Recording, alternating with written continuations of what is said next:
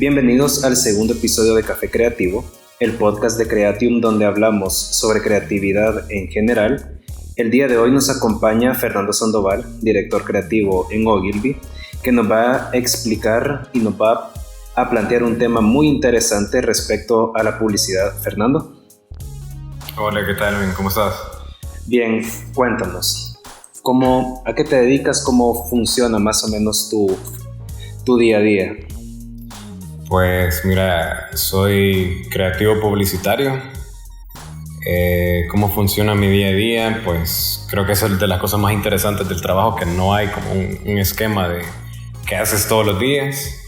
Pero si lo resumís, creo que soy afortunado de que me paguen por pensar ideas y por intentar hacerlas lo más interesante posible cuando ya se vuelven realidad.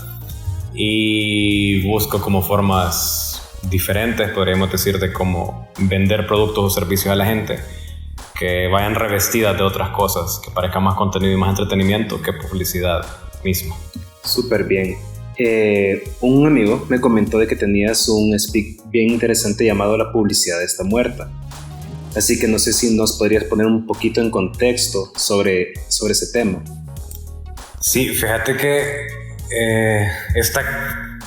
yo le llamo a veces como una revelación, o esta conclusión llegó el año pasado cuando estábamos haciendo el anuncio de la agencia de aquí de Ogilvy para el Día del Publicista. Siempre te piden hacer un anuncio. Uh-huh. Entonces era como, ok, ¿será que todavía hacemos anuncios? Entonces hicimos un anuncio, era un anuncio de prensa, que le dimos el formato como esos anuncios viejos, tipo de los 60, 70, que era una imagen chiquita, blanco y negro y el montón de copy.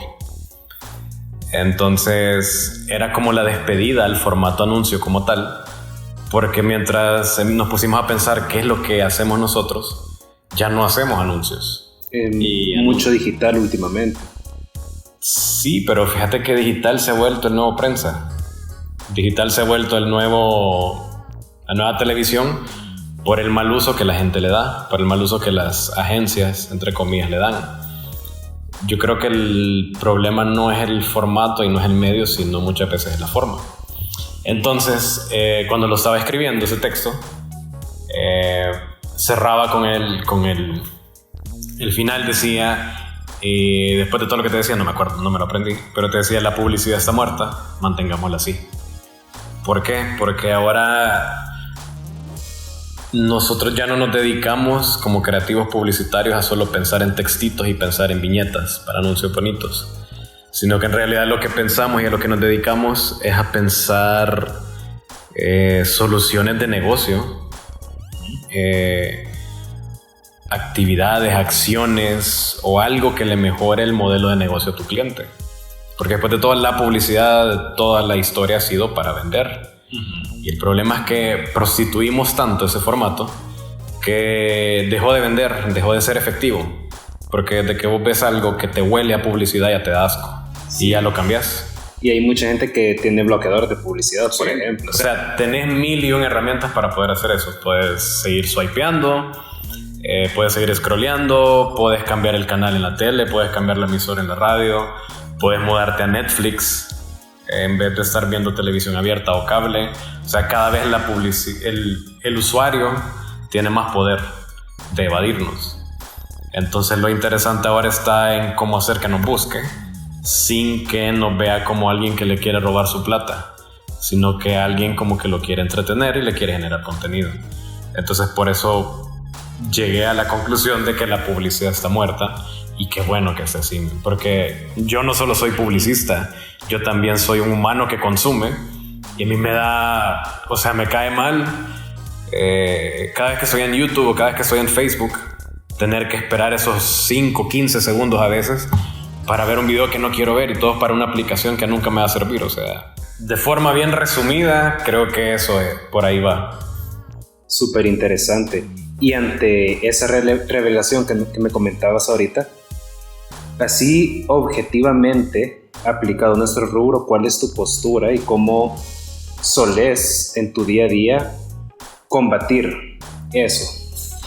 Fíjate que sinceramente la tenemos bien difícil ahorita. Como yo lo veo, es que a mí me tocó pertenecer a una generación de publicistas que está como en este periodo de transición.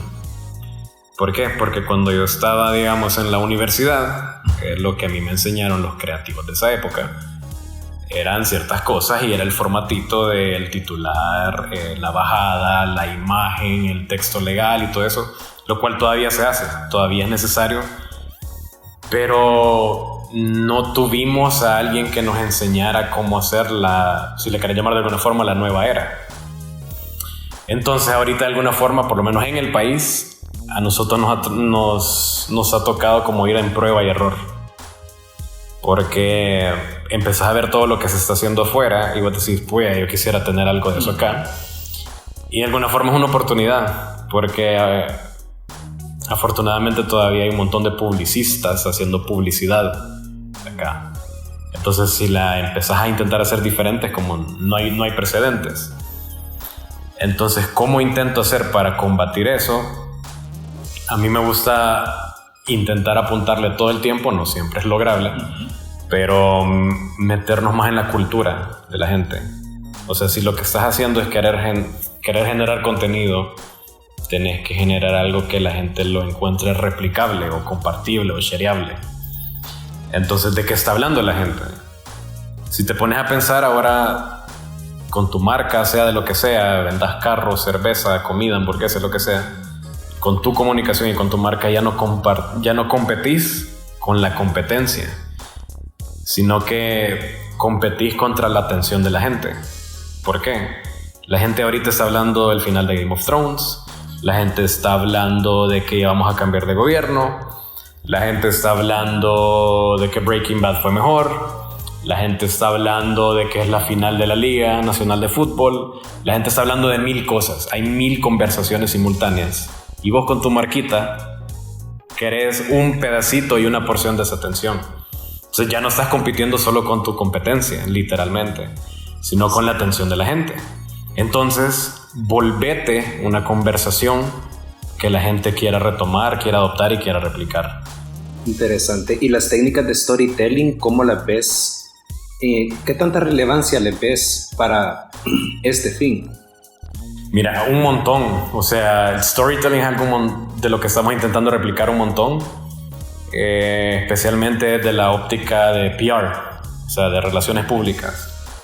Cómo vos lográs meterte en la opinión pública, cómo lográs earn media, o sea, salir en los medios, que tu idea y tu conversación, tu discurso sea tan interesante que los medios la quieran retomar como una noticia. Para eso, mira, lo que nosotros hacemos es trazar una línea de tiempo, que muchas veces no hay un esquema establecido, pero el más similar entre todas quizás es, a mí me gusta ver a las marcas como estas seres quizás que intentan mejorar la vida de las personas. Entonces, si vos vas a mejorar una vida de alguien, ese alguien tiene un problema o tiene una tensión. Entonces, muchas veces todos tenemos tensiones, unas más grandes que otras, unas individuales, otras socioculturales, pero no siempre andas pensando en eso. Entonces, primero le recordás a las personas que tienen ese problema. O sea, sembrás. O sea, si te pones a verlo es como toda una manipulación de... Sí. Pero bien chivo. Le sembrás esa tensión que muchas veces, y lo más recomendable creería yo, es que sea contenido donde la marca no vaya en ningún lado. O sea, la gente nunca se va a dar cuenta de que eso lo sembró una marca. Lo pagó, pero nunca habla de que una marca lo patrocinó, podríamos decirlo. Entonces, cuando eso ya está en la conversación y en la agenda de la opinión pública, viene tu marca de superhéroe y viene a salvar eso. Obviamente eso lleva un montón de tiempo, van dependiendo de naturaleza de cada campaña, y eso se va comportando de formas bien diferentes y bien peculiares dentro de cada medio, porque la gente no te consume prensa y tele de la misma forma que te consume Facebook, Instagram, YouTube, Facebook Ads, Google Ads, perdón.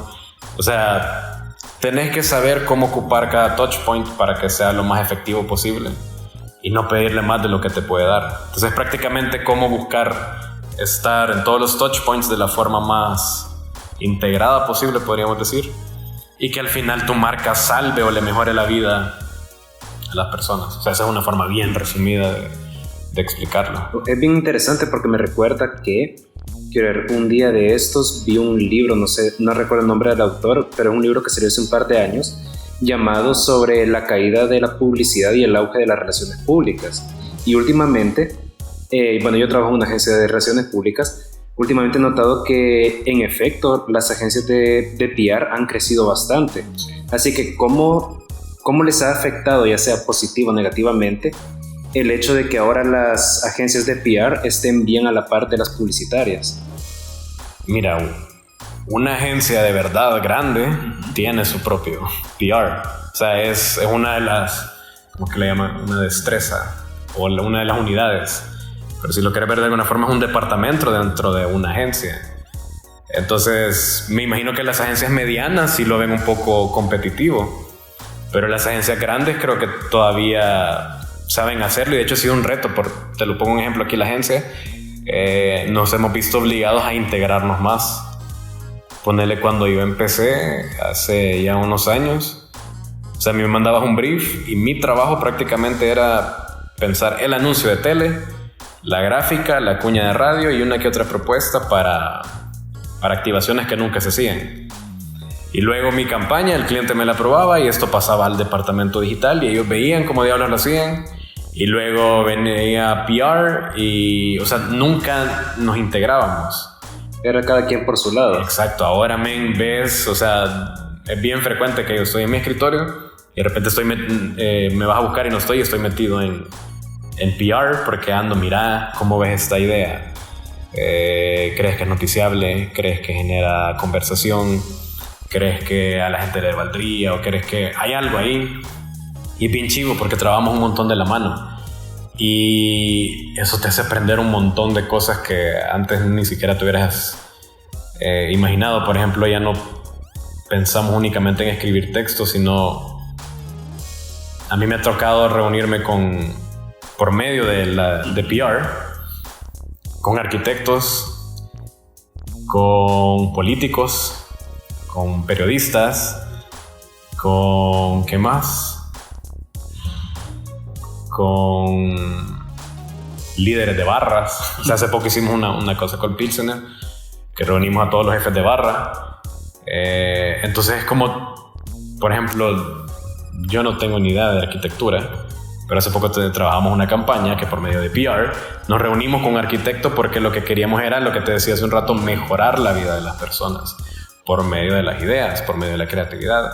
Entonces vos como creativo, tu trabajo ahorita es pensar esa idea y qué chivo fuera. ¿Será posible ejecutarla? No tengo idea. Vamos con el arquitecto a hablar, vamos con el político a hablar, vamos con no sé quién a hablar.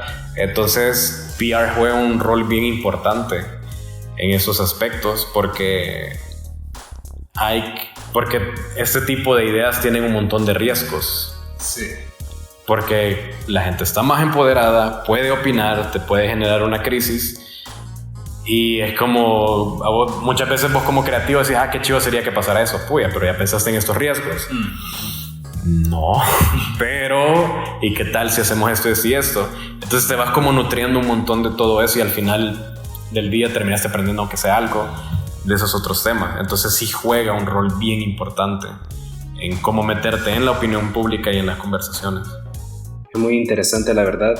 Y bueno, ya que estamos hablando del PR ahorita, con respecto a la publicidad, algo que mencionaste hace un momento fue sobre si para los medios de comunicación eso es noticiable, o sea, porque generalmente yo recuerdo que antes de empezar a trabajar de todo esto, yo recuerdo que los medios de comunicación, sobre todo la prensa escrita, ellos tenían muchos campos pagados dentro del periódico, o sea, y que ahora uno esté generando campañas que ellos la vean como noticia y no como una forma para sacarte más dinero, me parece bastante interesante y ha sido un cambio en la forma de trabajar de ellos. Así que cuando vos ya tenés desarrollada tu campaña y todo, ¿cómo la comunican ¿cómo te explico? Ya tienes el concepto creativo, ya tienes todo, pero ¿cómo empezás a concebir? Bueno, nos vamos a ir un poquito antes de tenerlo ya listo. ¿Cómo concebís la idea para que sea más parte de la cultura y no sea publicidad como tal?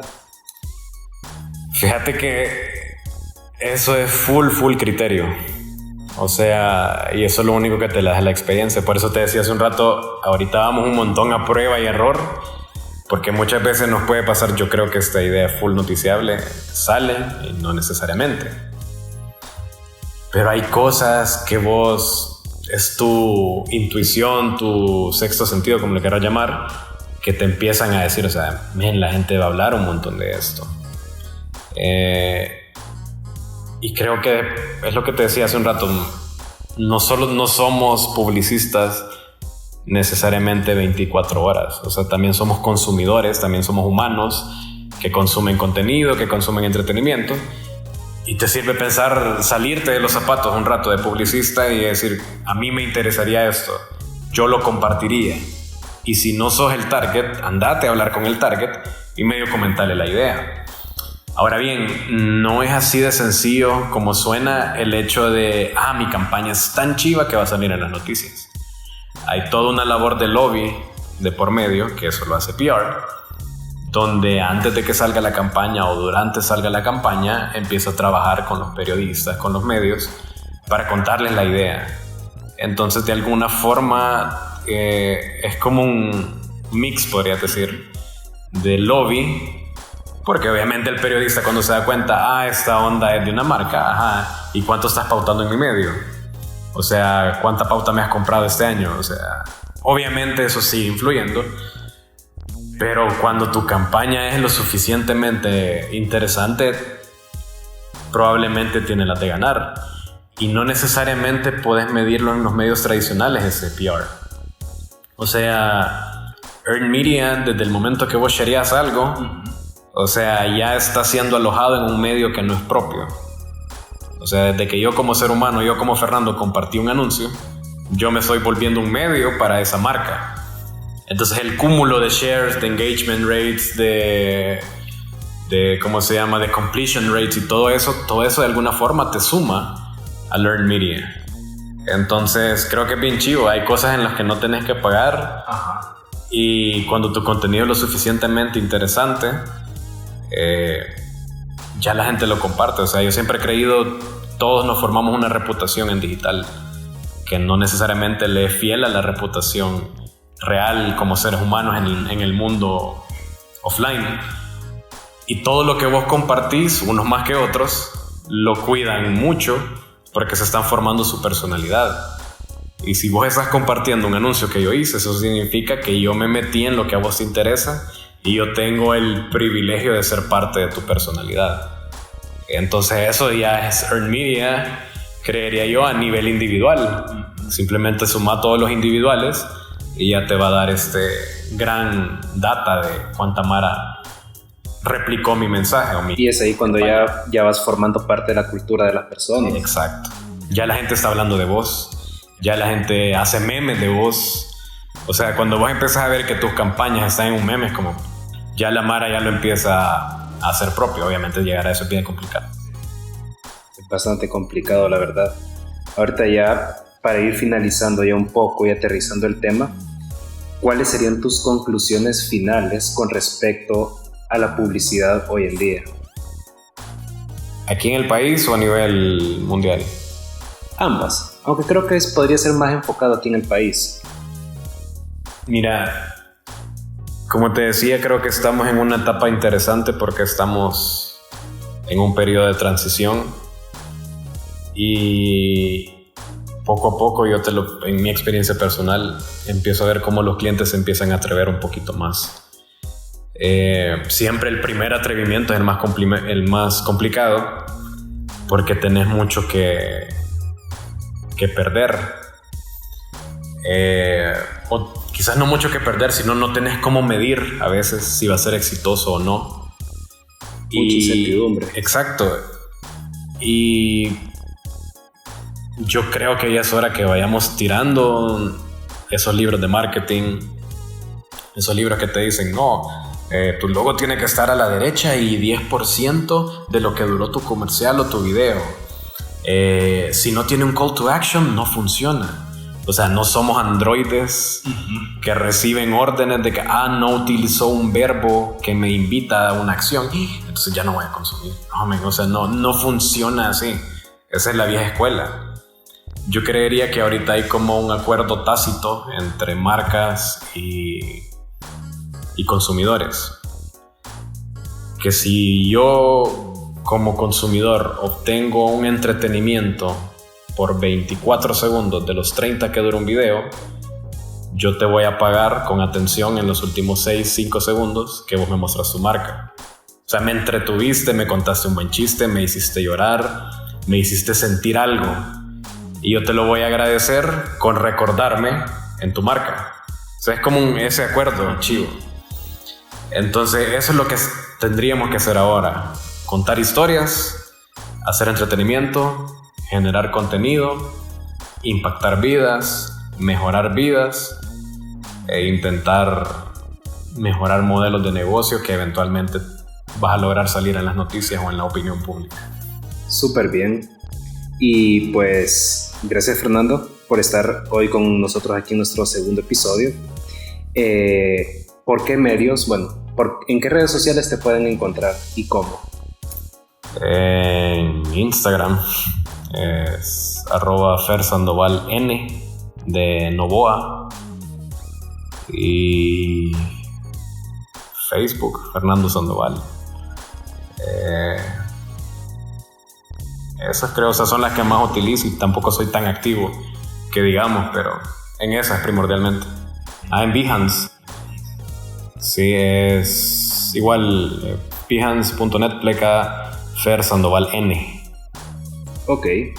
Pues nuevamente, Fernando, gracias por acompañarnos, y los invito a que puedan suscribirse desde Apple Podcast o Spotify, o pueden ir directamente al sitio web para escuchar este y otros capítulos en cafe.creatium.com.